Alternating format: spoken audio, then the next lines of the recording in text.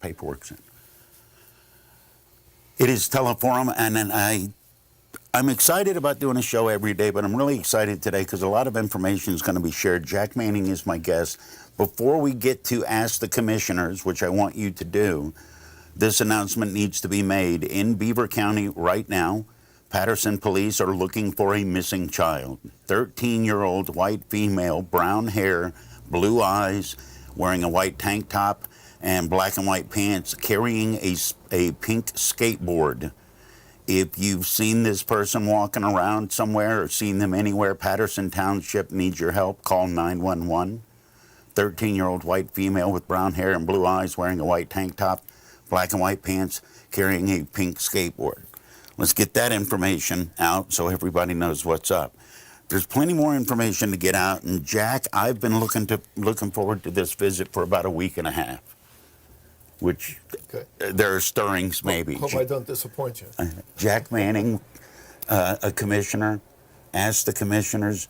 Anytime I see a story anymore, I think, oh, I want to know what Jack thinks about that. And I've seen several stories. Mm-hmm. First things first, what's going on with reassessment? You realize if I had a nickel for every time I've asked you that, we could both go to lunch right now at least, right? There's been confusion about reassessment, and I read the confusion. There's been media coverage about the reassessment. Yeah. There's confusion, and of course, media does what they do, possible confusion. I don't see where the confusion is. Can you walk me through where the confusion is and where the reassessment is and what is it people are squawking about, please? So overall, the reassessment is on schedule, on budget. Tyler Technology is doing the job. They finished up a lot of the data collection. And where they couldn't get verifiable data, we have sent out mailers to all residents saying this is what we have on file. Mm-hmm. Those notices went out. The last were sent out in June. And if anybody gets one of those letters and the information is not correct, they simply need to correct the data. And I was one of those, by the way. Mine came, I think, last day or two in June. Mine finally arrived. Okay. Said we have a full basement. We don't have a full basement.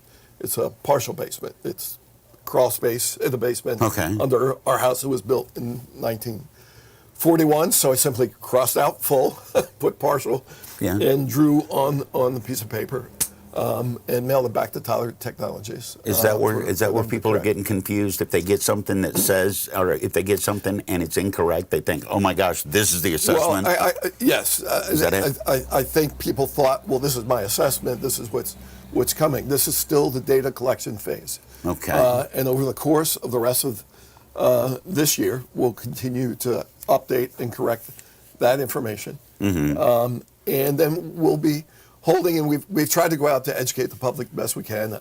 Our assessment director, Josh Eckelberger, has been out to some school board meetings in some other areas to try and talk to people to tell them where we are in this phase of the process. Around the fourth quarter of this year, we will then start to calculate the numbers, put those numbers in writing and saying, here is your estimated assessment. They'll take place in 2024. Through 2023, we will have a series again of conversations, appeals, and go through a process so that when those tax bills go out at the end of 23 for the 24 tax season, that they're verified and correct to the best possible. Is part of the confusion, this is such an incredibly long process. They now people are showing up and seeing actual papers on their door. They're like, oh, this must be it? Yeah, between the door knockers where they could get back to a home and could do that. They knocked on doors, and some people answered the door and they talked. Other times they just kind of walked around. We also we have satellite overviews and pictures of homes through drones, Google Earth, different assessments. We also depend, obviously, on the local municipalities to give us updates on building permits and stuff. If somebody added a garage or built a pool or added a deck or those kinds of things, or did some anything that requires a building permit in the township. We don't always get all that information. I was going from to the say how municipalities. forthcoming, because Well, that's a lot yeah. of paperwork for sure. Yeah, I or mean, could a be. lot of people don't get building permits when they should get building permits. And I a lot didn't of want to times- say that, And some but of yes. and some of the municipalities don't forward that information to us in a timely manner. So we can't be everywhere all the time, and we're talking about, I think, 90-some thousand parcels, commercial, residential parcels in Beaver County. And this is all part of the data collection process. This is all part of what we signed them to do. And by the way, now all this was determined before I came in office 2 years ago. Okay. Right? Court mandated reassessment.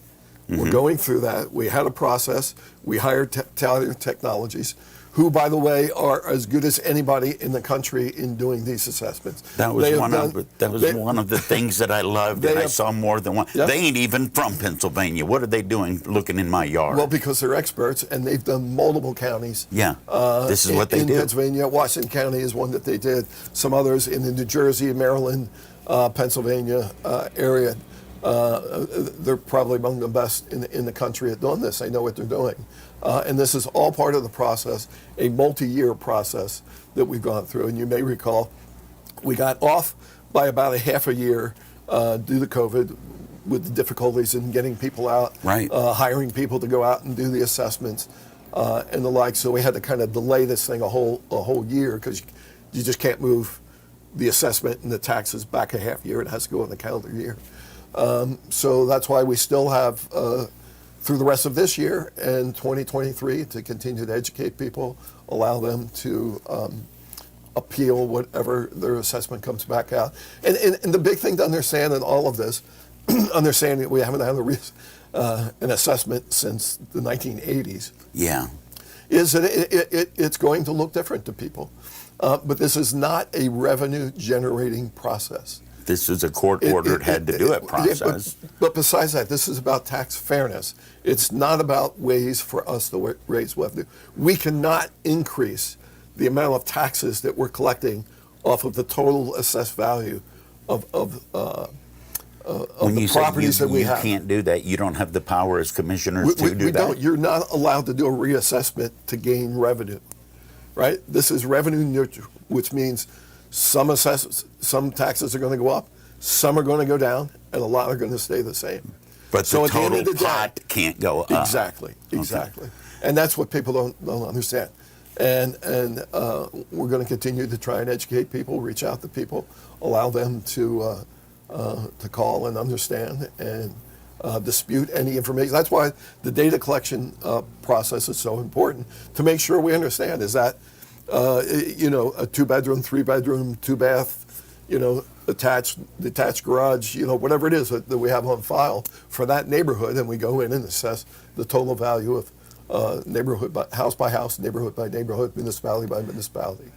With Tyler Technologies having done this in all over the place many times, did they give you a ballpark figure on what percentage they expect to have somebody actually say to appeal it in the appeals process? Yeah, I believe, they estimate on average, and from what's happened in the other counties, somewhere around 10% of the people will finally get it and want to go through an appeals process, right. And maybe even eventually take it into a court process. There's a couple of steps of the appeals process. Okay, but that's where the confusion was. People were getting door hangers and such, and they thought it was a done deal now. We're just to the next step of gathering information. Yeah, and we're on track and on budget on that. So. And how much cheaper for you to scribble out, no, I don't have a full basement.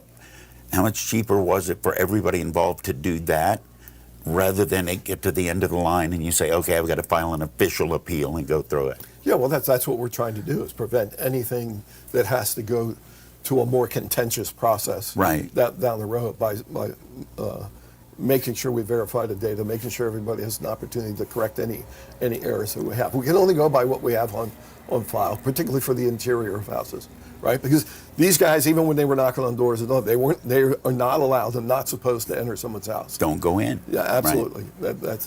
That's not what we look for.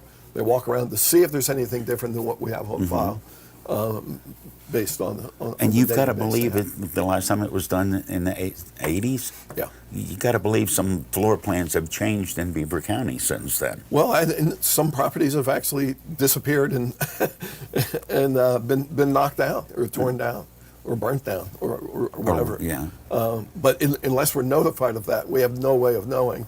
There used to be a garage there, but Right. a tree took it out, or we Johnny took it played down, with or matches as a kid. whatever. The circumstances. That's why we're going through this process. What's the number one question / complaint? Is it a question or is it a complaint? Well, or is it a complaint about a question? I don't know, Eddie. I mean, there's an inherent mistrust that a lot of people have of the government in general, and they just assume that this is going to be onerous on them, negative towards them, and we're just trying to give them as much information and as much clarity as possible on what we're doing, why we're doing it, and what needs to be done to make sure that the final assessments are accurate and fair.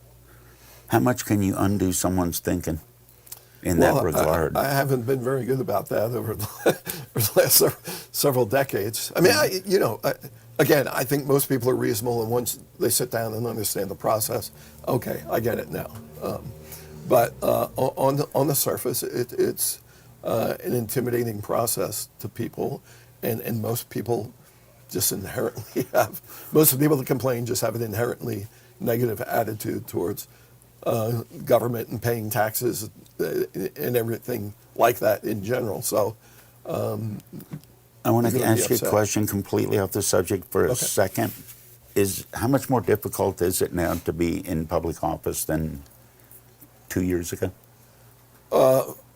Well, since I've only been in public office 2.5 years. Right, that's why I said 2 years. When you started. I don't know. You have things you control and things you can't control. Couldn't control being hit with COVID and the pandemic in the first year in office, but I think we managed to navigate through that, push back where we could, change some things. I'd say one of the things that's easier now, 2.5 years in, is that we have some resources and some wherewithal to solve some of the problems and some of the stuff that happened when I first took office. What are the resources that you have now that you didn't have? Well, things like the CARES Act, things like the American Rescue Plan Act, right? I mean, the problem with the radios for fire and police has been out there for years. Now we finally had a means where Chairman Camp, myself, Commissioner Amadio, we saw an opportunity to solve a problem that had been lingering there for quite some time, and one that looked like it was going to be exacerbated by COVID and the decline in revenue and the hit on nonprofits, the hit on small business owners. And we have 47 fire departments, 34 police departments, 3 ambulance services, and a whole lot of radios. So to be able to take some of that American Rescue Plan money to solve that problem, and we've placed that order now, and now we're waiting for hopefully those radios to return. We've been able to solve a problem that we probably wouldn't have.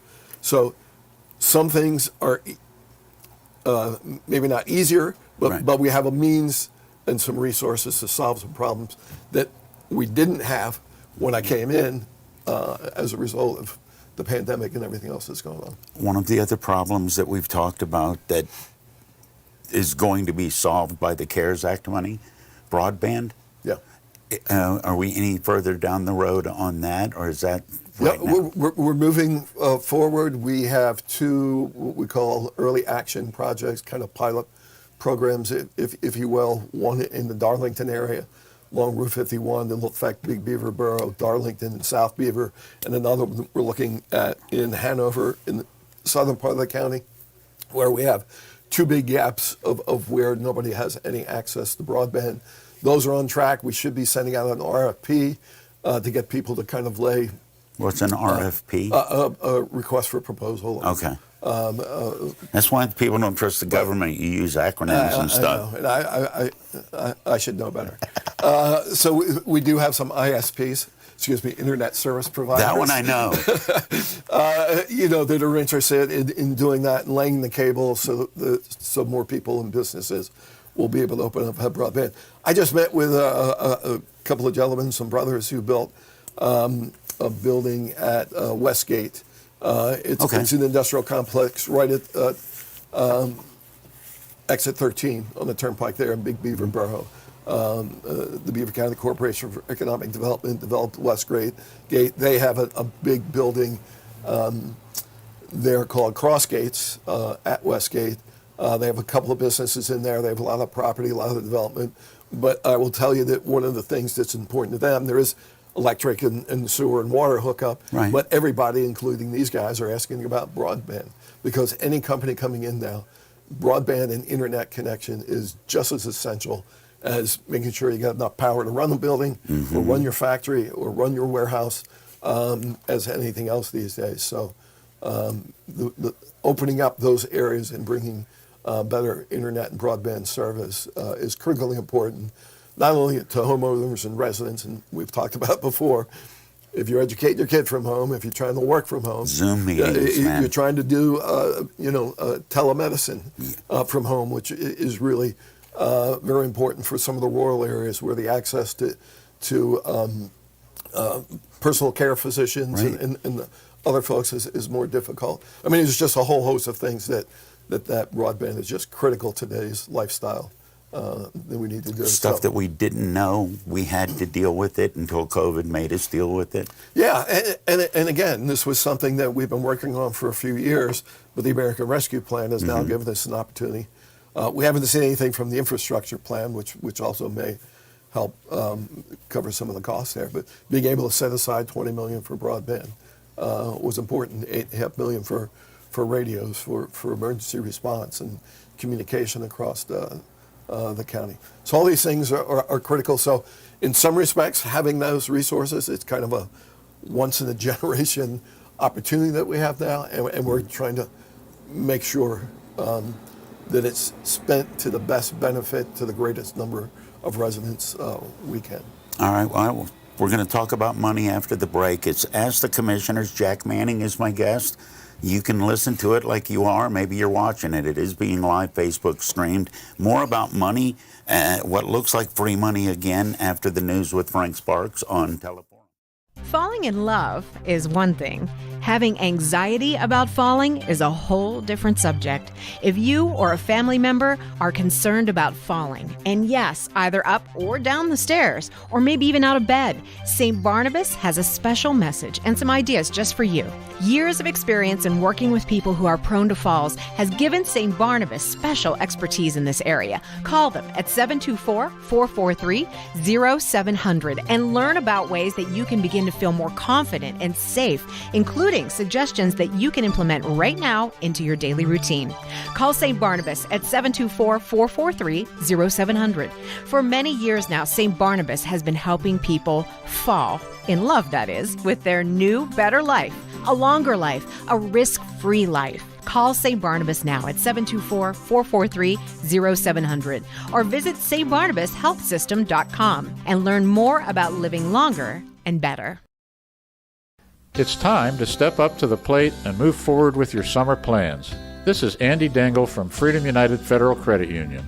Don't let high gas prices, travel problems, and other things get in the way of achieving your dreams this summer. Interest rates might be going up elsewhere, but at Freedom United Federal Credit Union, home equity loans are available from 3.5% with approved credit. Sounds to me like your home is going to help you get back in the game this year. Oh, that reminds me. Speaking of home games, Freedom United Federal Credit Union wants to send you to a Pirates home game this year and will give away a 4-pack of tickets to several remaining games. Visit the office and register for free today. No purchase necessary. It's time to help the home team swing for the fence. And maybe for you to put up a new fence in your backyard or whatever else you need. Freedom United will help you either way. Equal housing lender, member NCUA. Did you ever think you would see a day when nobody showed up for the big city holiday parades or pro sports events? This is Michelle from Laughlin Insurance Agency in Rochester. If nothing else, this past year has taught us that things we never considered possible can happen and that nobody can predict the future. At the Laughlin Agency, your Penn National insurance provider, we give you the ability to protect against loss during unexpected times. Who knows what the future holds? Visit LaughlinInsAgency.com.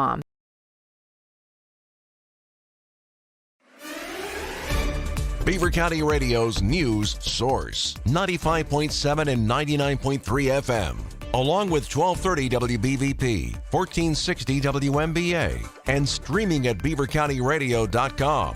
Here's Frank Sparks. And good morning. Today's forecast is called for mostly sunny skies today. High's going to be up around 86 degrees. We'll have a complete Beaver County Radio weather forecast coming up for you right after we have this look at news. Aliquippa City Council met last night. Beaver County Radio News correspondent Sandy Giordano was there and filed this report. Council issued a letter of support to nonprofits working with youth this summer, and Summer Learning Week is July 11th to the 15th, 2022. Council agreed to have the police try out a program called BETA to collect information on vehicles. Police Chief John Lane informed Council and residents about the cold case in the criminal homicide of Savante Gilliam, whose birthday was on Wednesday. County detectives and Aliquippa Police and its citizens are credited by the DA for their support and cooperation in the investigation. Mayor Dwan Walker advises parents, it's 2 months until school starts and know where your kids are and what they are doing. Several complaints about inappropriate behavior has been reported, and some parents expressed concerns at Wednesday night's meeting. This is Sandy Giordano reporting for Beaver County Radio. The city of Aliquippa has recently hired a new part-time police officer. Beaver County Radio News correspondent Sandy Giordano has that story. Bruce Tooch, a resident of Beaver County, was recently hired to work as a part-time police officer in Aliquippa, according to Police Chief John Lane. Tooch is the city's second part-timer hired by the city. This is Sandy Giordano reporting for Beaver County Radio. 29-year-old Melvin Dorsey Pace, a resident of Newcastle, was sentenced by United States District Judge Kathy Basone in a federal court to 39 months imprisonment yesterday, followed by 6 years of supervised release on his conviction of distributing crack cocaine within 1,000 feet of an elementary school while on federal supervised release. On April the 6th of 2021, Dorsey Pace distributed crack cocaine near St. Avitus Elementary School in Newcastle. He was on federal supervised release at that time. He was previously convicted in 2016 in federal court for conspiring to distribute crack cocaine, and he was released to supervised release back in 2020. Guitar icon Carlos Santana, who collapsed on stage during a show in Michigan earlier this week, was rushed to a hospital. He later blamed the episode on forgetting to eat or drink water. The 74-year-old is doing well after being taken from the show at Pine Knob Music Theater in Clarkstown, some 40 miles northwest of Detroit, via ambulance to the emergency department at McLaren Clarkstown for observation Tuesday night. Manager Michael Veronis in a statement said he's just taking it easy. The Rock and Roll Hall of Famer posted to Facebook just after midnight, "Forget to eat and drink, and I'm dehydrated and passed out. Blessings and miracles to y'all." Santana's concert that was scheduled for last night at the Star Lake Pavilion has been rescheduled for August the 4th. Earth, Wind, and Fire was originally to be part of that, will not be part of the concert, and the original tickets will be honored at the new concert date. The Biden administration says it will spend nearly $1 billion to upgrade airports around the country. The Federal Aviation Administration said yesterday that the money will go to 85 airports. The projects include $60 million to upgrade the terminal and bag handling system at the Denver airport and $50 million apiece for Boston's Logan Airport and Orlando International Airport in Florida. The main airports in Detroit and Philadelphia will get more than $20 million each to renovate restrooms. The grants are the first installments in $5 billion of airport spending included in a huge infrastructure bill that President Joe Biden signed last year. Transportation Secretary Pete Buttigieg touts the spending, saying Americans' airports need it. Here's the Beaver County forecast on 95.7 and 99.3 FM, along with 1230 WBVP, 1460 WMBA, and streaming at beavercountyradio.com. Mostly sunny skies today. High is going to be 86 degrees. Partly cloudy overnight tonight with a low of 60. Tomorrow, a slight chance of showers and thunderstorms throughout the day. High is going to be 86 degrees. Looking at your weekend, mostly sunny on Saturday, high of 84, and Sunday, sunny with a high of 85 degrees. That is a look at the news for now. I'm Frank Sparks, Beaver County Radio News, 95.7 and 99.3 FM, 1230 WBVP, 1460 WMBA, and beavercountyradio.com, and they're all presented by St. Barnabas. As one of the first law firms in the country to file asbestos claims, Goldberg, Persky & White's success stems from a deeper understanding of our clients. Many of GPW's Pittsburgh attorneys had family members who worked in the steel industry, and their blue-collar upbringing has given them the unique ability to personally relate to the hardworking men and women who are suffering from lung cancer and mesothelioma. When choosing a law firm, choose the law firm that treats you like one of its own. If you have lung cancer or mesothelioma, call 1-800-COMPLEX. Goldberg, Persky & White, truly working lawyers for working people. You're listening to Ask the Commissioners on WBVP, WMBA, 99.3 FM, and Facebook Live. The Commissioners are awaiting your questions by calling 724-843-1888 or 724-774-1888. Today's show is brought to you by Huntington Bank, the Laughlin Insurance Agency, and Beaver Valley Auto Mall. Click BeaverValleyCars.com. You can also post comments or questions in the Facebook Live video feed. And now, it's your chance to Ask the Commissioners, right here on Beaver County Radio.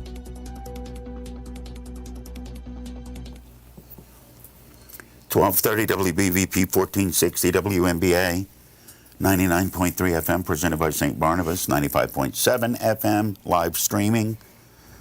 You can listen to this with the free Beaver County app. You can watch this right now on our Facebook page. It's being live streamed there. Jack, you're everywhere. Commissioner Jack Manning is my guest. It's Ask the Commissioners. We got everything covered. We just, during the break, were showing each other pictures of our pets. Yes. Yeah. Have we finally settled in life? Is that what's happened? We finally made peace with it? Here's my dog sitting on another dog. Here's my cats fighting. Well, I do have a couple of grandchildren who also can be entertaining. Yeah. But that's a good touch. Throw the family. Well, my grandkids are good too, but let me tell you about the dogs. But the dogs pretty much dominate our household. Okay. Yeah. So a couple of beagles, or one that's almost a beagle. It's a mix of some type. Beagle-esque. So it howls, but in a different accent. It's definitely something else. We think it's part. What's it called? Treen Walker Coonhound. Oh, yeah. Yeah.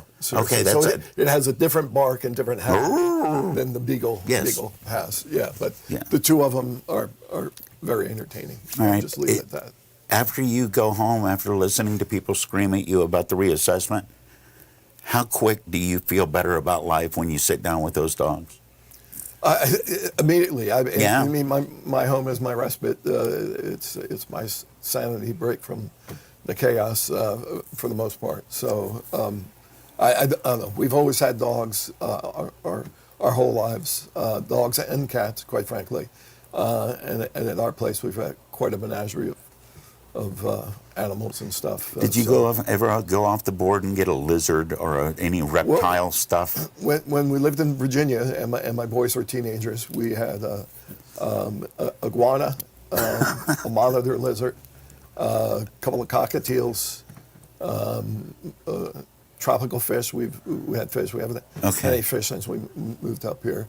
But yeah, there was always something going on. I was asking as a joke, and you're like, no, we had an iguana. The only thing we didn't have was snakes. Not that I have an aversion to snakes. Well, no, you got an iguana. You got a snake with legs when you got an iguana. They're a lot more work. You got to feed them mice and all that stuff, and you don't want to get into that. So. What was the name of the iguana?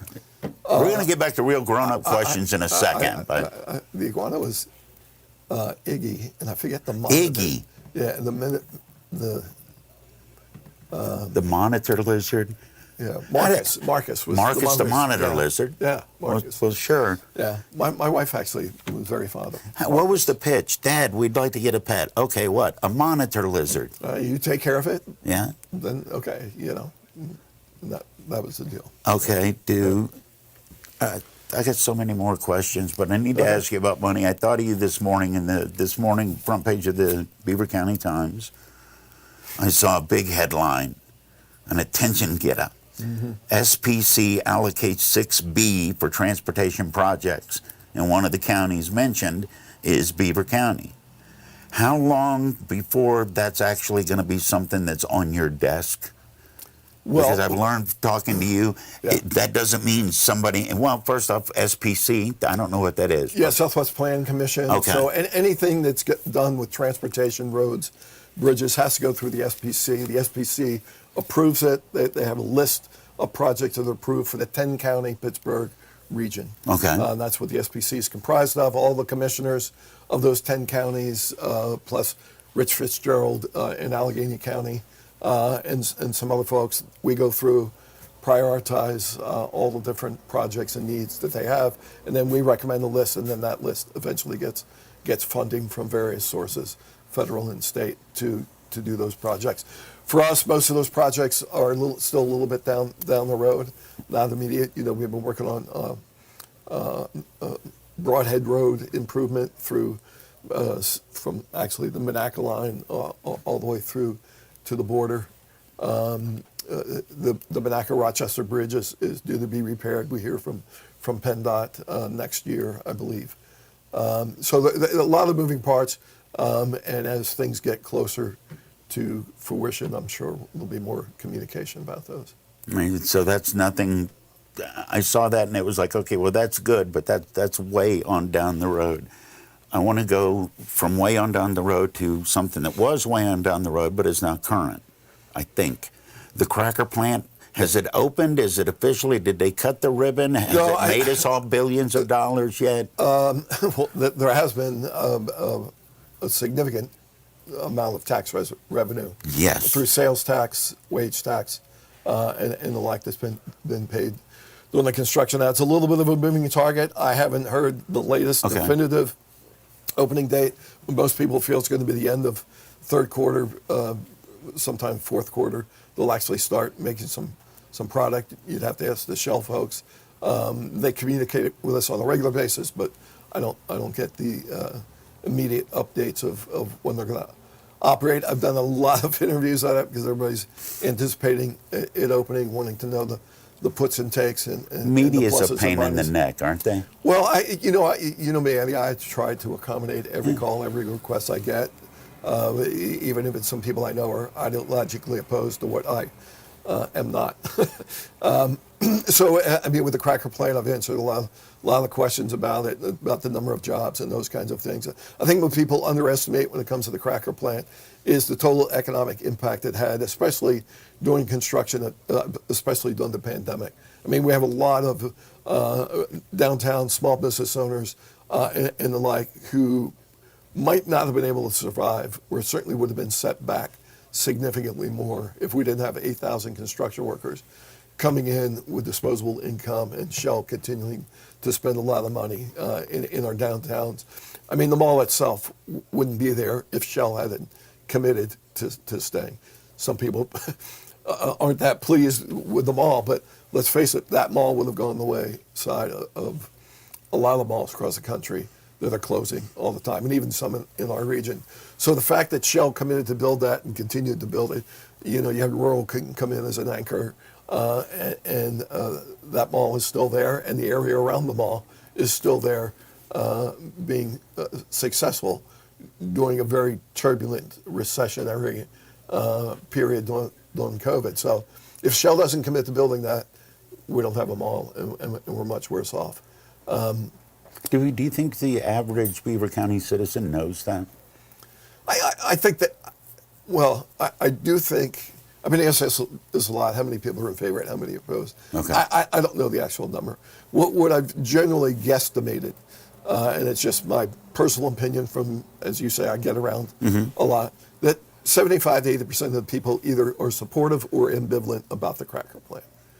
And then there's another folks. So there is a percentage that think it's dumb, but it's not the overwhelming percentage. Not necessarily dumb. Not as big as it is loud. We need industry. We have industry. We need jobs. Right. That's as good as any. And then some people they're much stronger. And then there's 20% of the people that are concerned about the health impacts, concerned about the environmental impact, and a percentage of that, 20-25%, are very vocal about it, and they're adamantly opposed to it. And I get that and understand that. If you have a kid with asthma, you're worried about anything that's going on. I have great empathy for folks. I have relatives and friends who have that. But I also know that no matter where I've worked across the country, and I've worked, from Utah to Massachusetts to Alabama and every place in between. You just covered three very different places. There are health issues everywhere. Okay. But I do know this. As an economy and as a people, and in particular in Beaver County, we have to make things for a living. You have to use your mind and your hands to make things. We just can't be a service economy. We just all can't be sitting in Starbucks on our laptops and have people wait on us all day as an economy and be successful. America's strength lies in the fact that we can make products and sell products better than any place in the world. And that's the anchor to our economy. And Beaver County, of all counties, after World War II, it was the most heavily industrialized county in the country. Built the world from the Empire State Building to the Golden Gate Bridge. There's steel from here. Now, we're not trying to put all our eggs back into a cracker plant basket, a plastic petrochemical basket, any more than, we were so solely dependent on steel. So we have to diversify the economy. But as a commissioner, and we as commissioners, we are sworn to look out for the health, safety, and the economic well-being of every resident in Beaver County. And you have to weigh those all the time. And what's the cost, risk, benefit of a certain business? The fact that a $5 billion or so plant is built here, and then they'll have 600 shell jobs, and probably a 3-to-1 ratio of contract jobs and support jobs for close to 2,000 people working directly with that, and an induced number that's probably 5 to 7 times that of businesses supporting and continuing to function and grow their businesses. I'd say it's worth it. And again, people know I worked in that industry for a long time, so I have greater faith in the technology, the engineering, the brilliance of the people who built that and are going to run that plant than the average person. But I don't let that bias my thinking on, yes, there are some inherent risks. There are inherent risks every day I leave my house, get in my car, and go to the courthouse. There's inherent risks every day you send your kid out the door, put them on that school bus to go to school. And you just have to weigh those risks and hope that we're doing the smart thing and we've got the right protocols, the right protections, the right procedures, the right oversight to make sure that things continue on the right path. So overall, I still think it's a great benefit. And by the way, we pushed back significantly during COVID when it looked like they were having a spike in their COVID things, and we were concerned about Heritage Valley being overrun with COVID patients. Right. Thousands, come from the cracker plant. They shut down. They changed their processes. They switched things up. They delayed the process at great expense to Shell to build that, and that pushed them back, several months. So it's not that we're afraid to push back on the industry or on Shell when we need to make a point. And I certainly wouldn't. When I was a plant manager, I was not against regulations and rules. We need regulation and rules. We need boundaries to follow there. It's the people that don't have the regulation and rules that I worry about, or companies that I've never heard of, having these issues. Shell's one of a handful of companies in the world that could build a world-class facility like this and bring this kind of investment into Beaver County.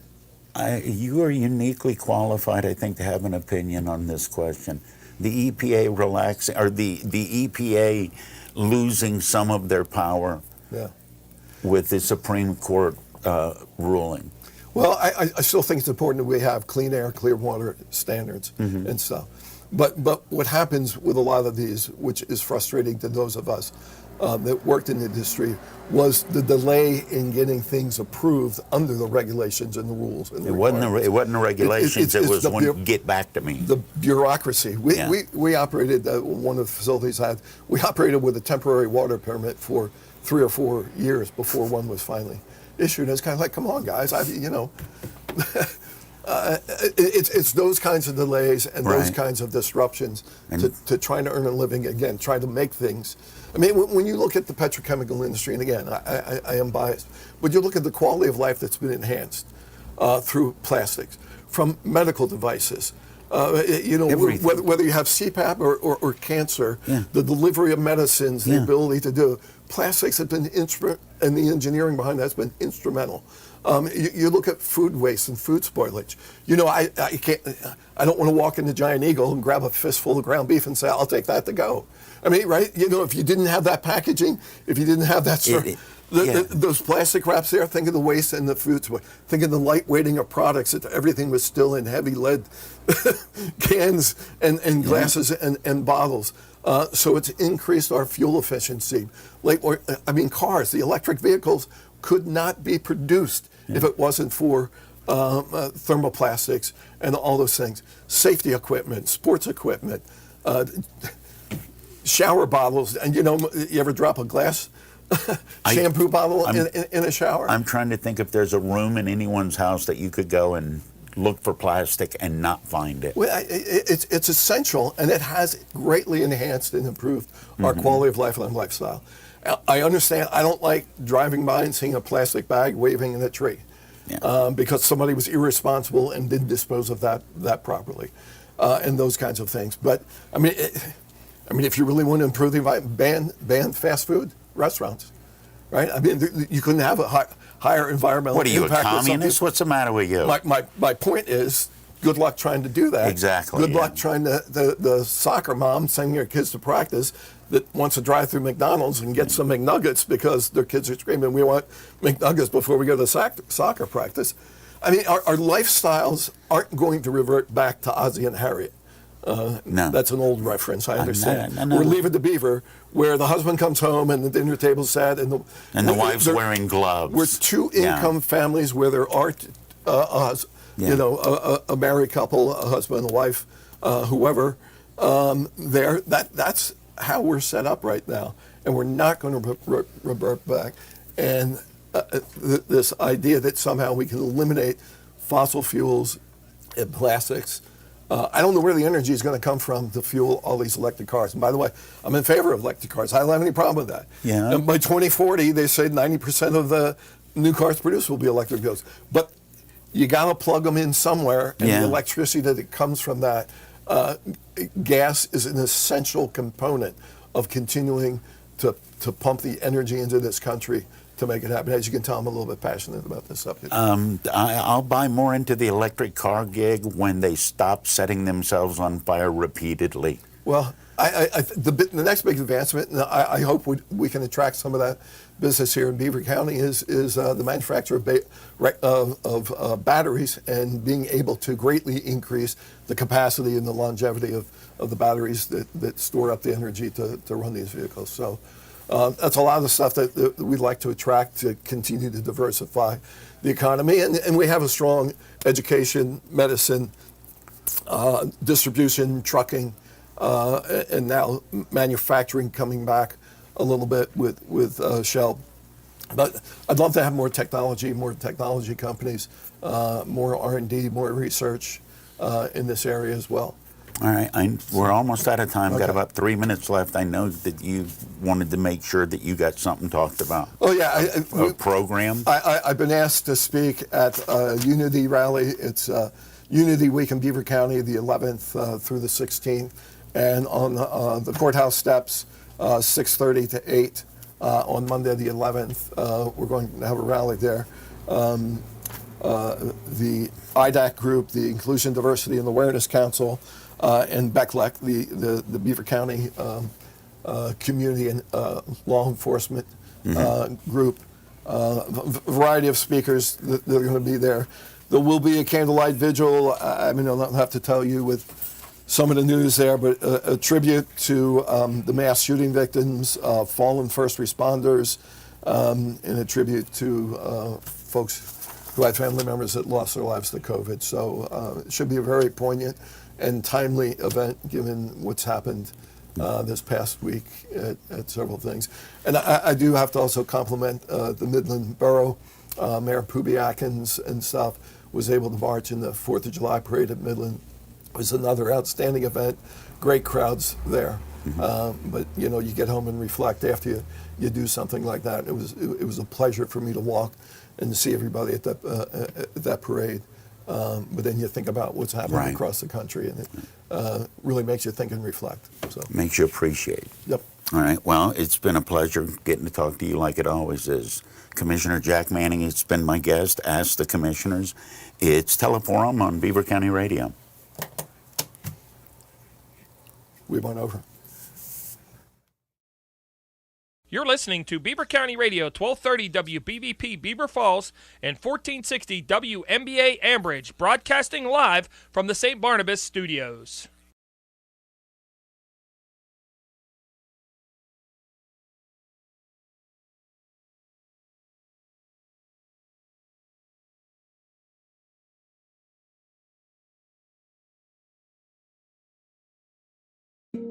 .7 and 99.3 FM, along with WBVP, WMBA, and BeaverCountyRadio.com, invite you to tune in to Sounds of Faith.